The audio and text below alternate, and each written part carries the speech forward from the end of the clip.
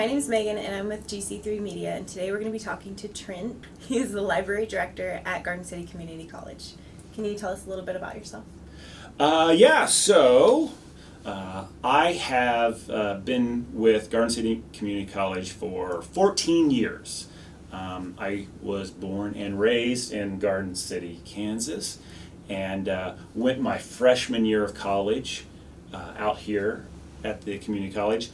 Went off to Kansas State University, ended up living there for about 12 years, got my master's in library science, worked at the university for a couple, 3 years at Hale Library before having the opportunity to move back here. I swore, as most individuals do, when they are growing up and thinking of moving out into the world, you will never go home. And I just didn't think there was going to be an opportunity based upon the career path that I wanted, that there would be an opportunity for me to move back here. When this position at the library opened up, I decided to throw my name in the hat, and luckily they drew it out. And here I am, 14 years later. 14 years later. Yeah. What brought you back to Garden? So at the time, I had a couple small children, and both sets of their grandparents lived in the area. My folks still lived here, and the in-laws lived just north of here, and so that was a big draw from my perspective to come back, what I thought might be for a few years, so that the kids could grow up around both sets of their grandparents. So that was the main reason of leaving a great job that I loved at Kansas State University to come back to Southwest Kansas. So did you always know that you wanted to be in this field, or? No, not at all. So my undergraduate degree is in advertising, of all things. I thought I wanted to be an editor.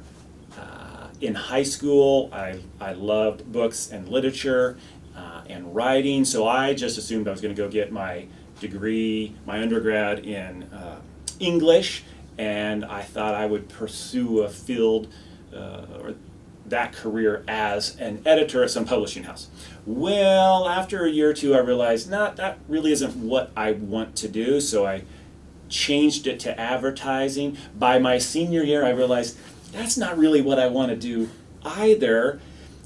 That kind of career, for me at the time, I felt if you really wanted to be successful at it, you needed to move to a major metropolitan city, meaning Chicago, LA, Dallas, New York City. I was not prepared emotionally mature enough to go forth and do that on my own. So I did the post-collegiate haze for 2 years after I graduated. I worked at a record store all during college, and so I continued working at that record store for a couple of years before the bolt out of the blue came down and said, hey, you need to go back and get your master's in library science, of which I saw an ad in the Manhattan Mercury newspaper, and it said they were hiring for 4 part-time positions for something called an MLS. I didn't even know what an MLS, what does that mean? Major League Soccer? I don't know. So I do some research and realize you can get a master's in library science? Let me look into that. And as I started looking into that field, I realized, hey, this might be the exact thing that I never knew I always wanted.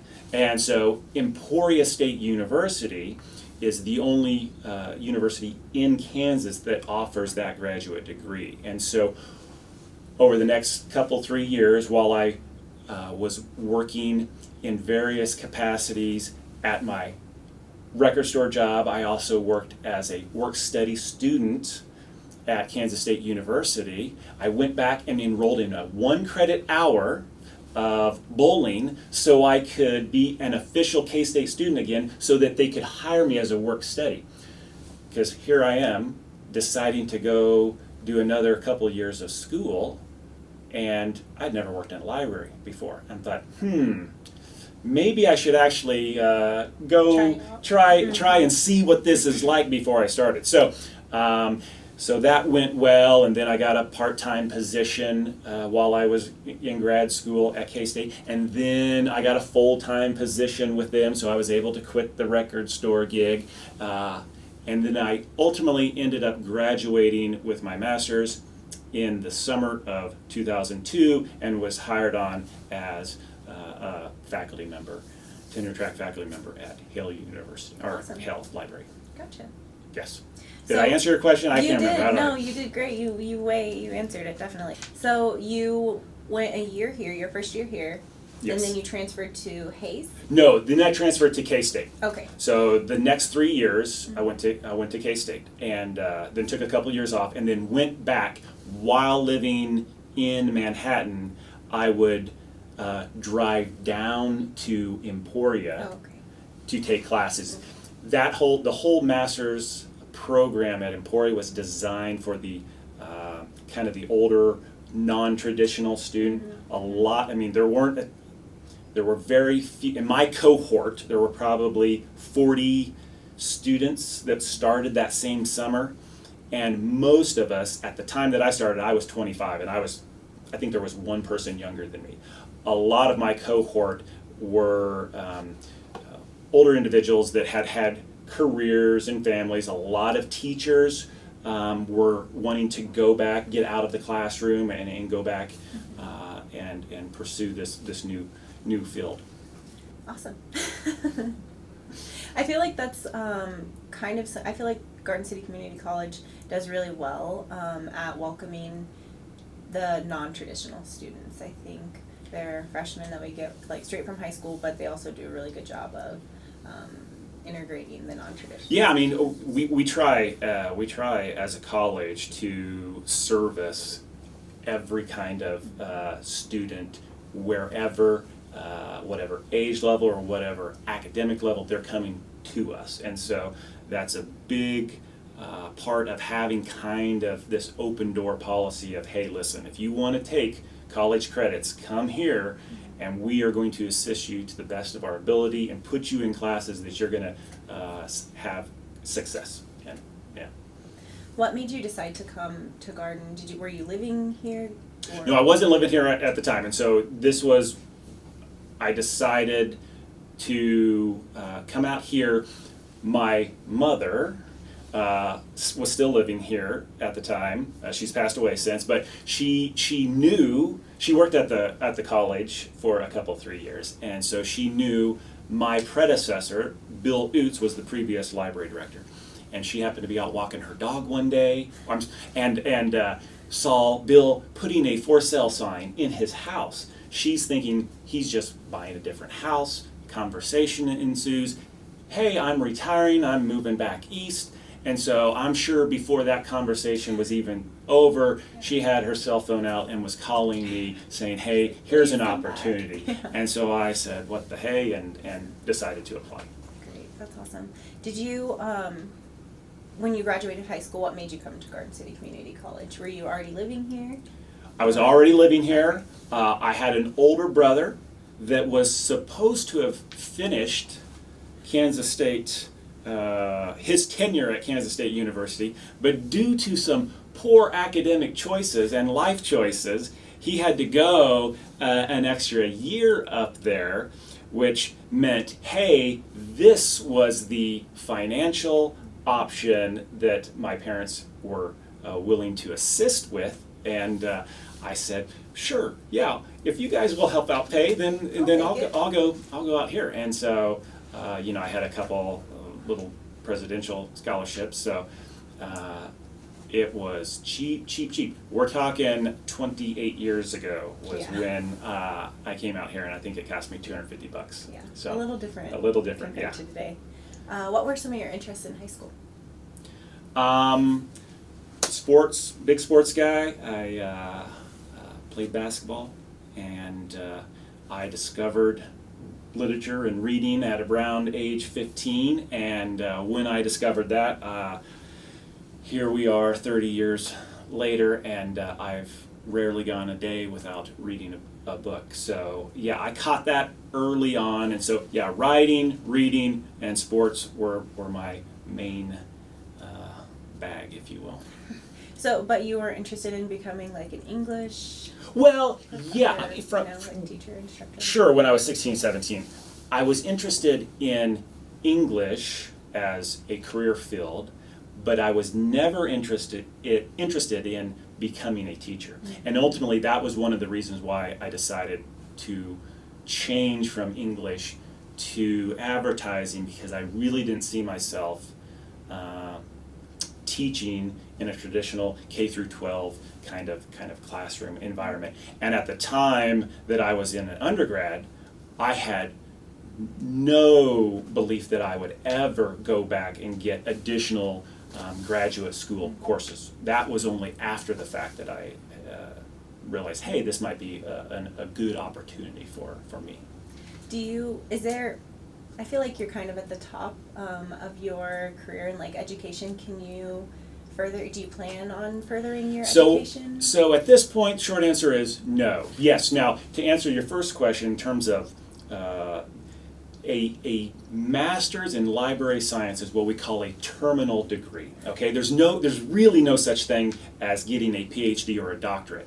Now I can go pursue that, but it would be a different kind of analogy. It would be more like some kind of a PhD in college administration or something like that. And I've had mentors over the years that have suggested that. But I guess at the end of the day, this position is like a dream position for me, and I am happy with this level, and I've never been one to really climb that ladder, be it corporate or academic. I love the world of academia. I've spent my entire professional career in it, but yeah, I'm happy where I am right now. So, and at this point, I feel, do I really need to have some more initials after my name? No, I'm good. I'd rather go home in the evening and read what I want to read rather than create a 100-page PhD dissertation. So. Yeah, I don't blame you on that Yeah. one. Doesn't sound appealing. What are some of your favorite things, or what are your favorite parts of this job, this career? Oh, collection development is certainly my favorite thing. I mean, I'm still a big believer in print, so with our limited budget, I still love scouring all the email feeds and the catalogs from different publishers and the social media sites saying, hey, here's the new IT book, whether it's pop culture, fun, leisure reading, or trying to pick those items that, from an academic standpoint, is going to support the programs that we have here and support the faculty members content-wise that best suits the speech classes and the social sciences, like sociology, social work, psychology, all of those kind of things. I really enjoy collection development from that standpoint. All right. Outside of your job, what are some of the other activities that you're passionate about? Up until this past year, I've been a big runner. So in the last decade, from 35 to 45, I ran consistently. At some point, your joints and your lower back says maybe you should slow down. So I've cut that out over the past year. I still work out daily. And hobbies, still reading. Favorite thing to do is to snow ski. So Oh, really? I rarely get a chance Yeah. anymore. But yes, Or well, at least if I wasn't living in Garden City, I'd probably be living in maybe Salida, Colorado. Shout out to Dan and Jenny Evans, who both used to work here, which is a few minutes away from Monarch Ski Resort, and I would be on the slopes every single weekend during the winter months, which is most of the year, I think, in Colorado. Yeah, it feels like it. Yeah. Anyways, Can you tell us about some of the educational requirements in order to qualify to become a library director? So it depends on the size of the library. It depends on the type of the library. So for this position, typically any community college library position, at any large public library, so I would consider the Finney County Public Library being on the small end of a large community, right? And certainly at four-year research institutions, your KUs, K-States, Wichita States, the requirement is at minimum a master's in library science. Now, when you're talking about the university level, a lot of times there is not necessarily a requirement, but there is an expectation that you will have a second master's in a specific subject or area. Like, so for example, at Kansas State University, they have librarians that are known as subject specialists, and they're liaisons between the library and the various colleges on campus. And so I would be, if I'm a subject specialist for literature, I probably have a master's in that as well.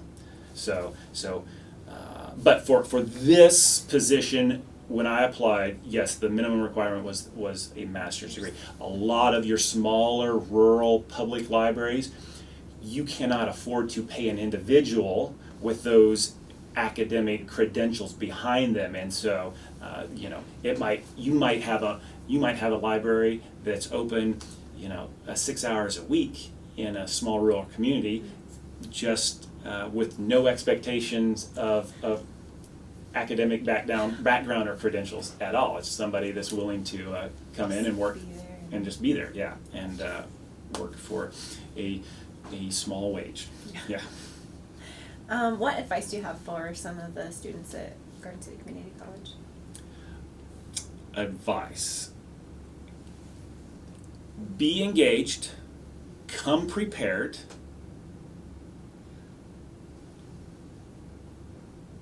realize ultimately at this point in your life, while we are absolutely here to assist you, and I want our students to think of us as the crutch. And the crutch is a good thing, because we will help you get from one spot to the next, from one class to the next. But my advice is, you can no longer, if you have, think and rely on everybody else to do things for you. You need to bring your A game to the table. College is not easy. It's not easy for the best, smartest student, okay? So you've got to come prepared, you've got to come engaged, and you've got to have a willingness and a desire to learn. Are you gonna like all your subjects? No. Who likes college algebra? No, not me, all right? Classes can be hard, all right? You cannot enjoy things, but if you come to the table with good intentions, I can promise you the library, Miss Janice and the tutors out front, financial aid and housing, and all of your faculty members are going to see that you succeed. Good. All right. Well, thank you for taking the time to sit down and speak with us today. I think that's all the questions I have for you. All right, excellent, thank you. Thanks.